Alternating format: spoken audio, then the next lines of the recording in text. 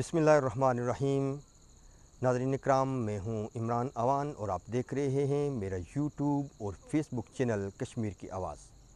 नाज़रीन इकराम, दुनिया में वही मुल्क तरक्की करते हैं और ख़ुद कफ़ालत अख्तियार करते हैं जो अपने और अपनी आवाम के ऊपर इन्हासार करते हैं।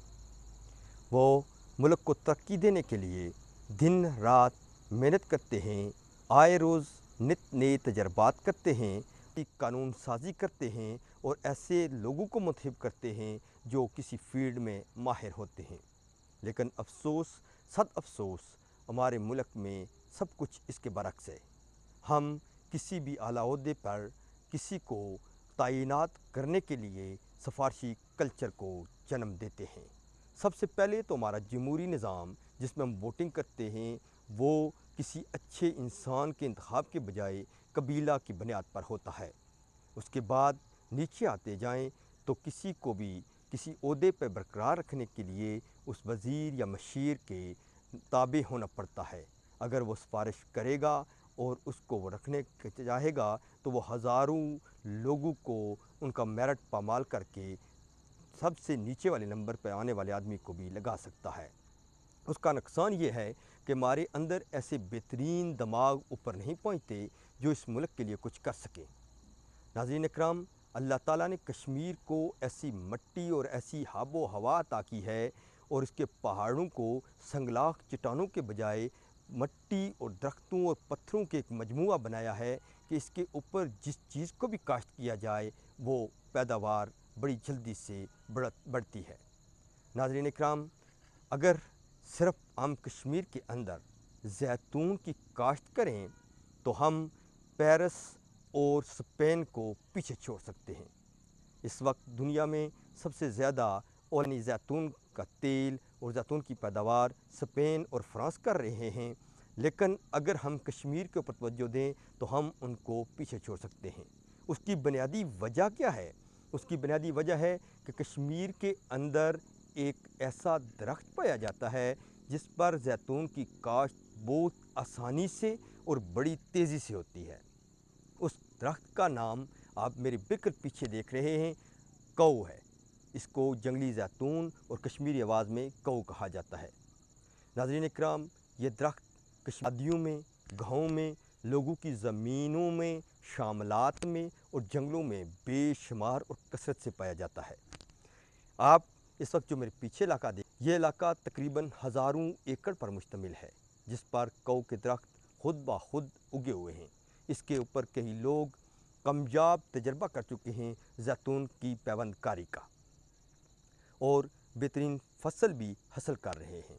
लेकिन लोगों में चूँकि ना तो शऊर है और ना ही हुकूमत की ऐसी तरजीहात हैं जिसकी वजह से ये सब कुछ वीरान पड़ा हुआ है।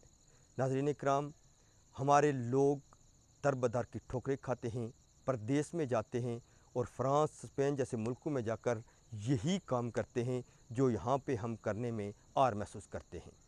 अगर हम यहाँ पे अनार और जैतून की काश्त करें तो हम सालाना तौर पर लाखों नहीं करोड़ों में ज़र मुबादला कमा सकते हैं।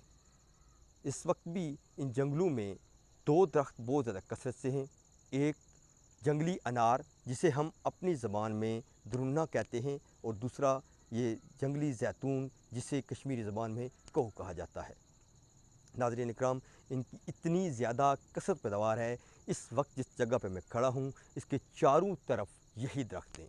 चंद दरख्त चीड़ के हैं और बाकी ज़्यादा कसरत यही अनार, जंगली अनार और जंगली जैतून की है।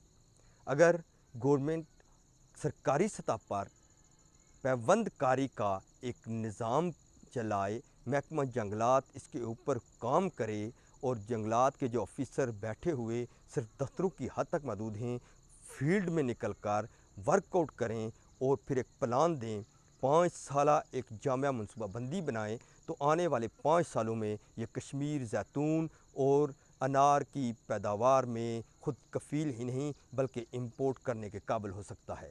नाज़रीन इकराम, मैं आपको छोटा सा एक शार्ट दिखाऊंगा। ये वो इलाका है जो पिछले 3 साल पहले इसको जंगल को बंद किया गया था।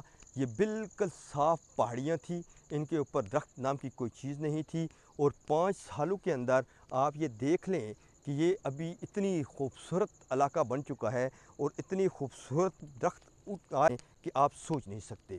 ہر طرف چیڑ کے درخت ہیں، یہ کہو کے درخت ہیں، یہ سامنے جنگلی انار ہے، اور اس طرح یہ چھوٹے بڑے درخت، اور نیچے یہ دیکھیں چیڑ کے درخت کتنی خوبصورتی سے ہو گئے ہیں۔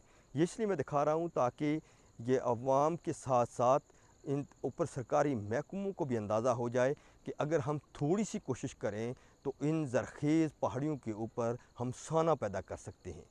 ناظرین اکرام، یہ صرف 3 سال پہلے جنگل بند کیا گیا تھا۔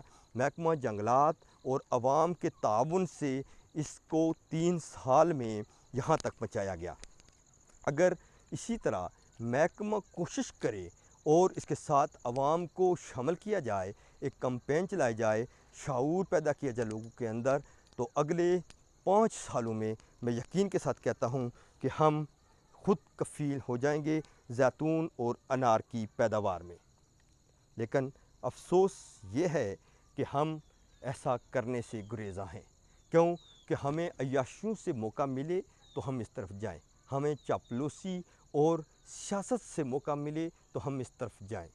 اب ضرورت اس امر کی ہے کہ ہم قومی سطح پر اس چیز کو اوپر لے کے جائیں، اس کے لیے کوشش کریں، ایک جامع پلان مرتب کریں، اور زیتون کی قلم کاری اس کو کے درخت تک کی جائے، اور یہ جو جنگلی انار ہے اس کے اوپر اچھی اعلیٰ قسم کے انار کی پیوندکاری کی جائے۔ میں یقین کے ساتھ کہتا ہوں کہ اگلے 3 سالوں میں ہم بے شمار زر مبادلہ کما سکتے ہیں، اور ہم اس ریاست کو زیتون اور انار میں خود کفیل کر سکتے ہیں۔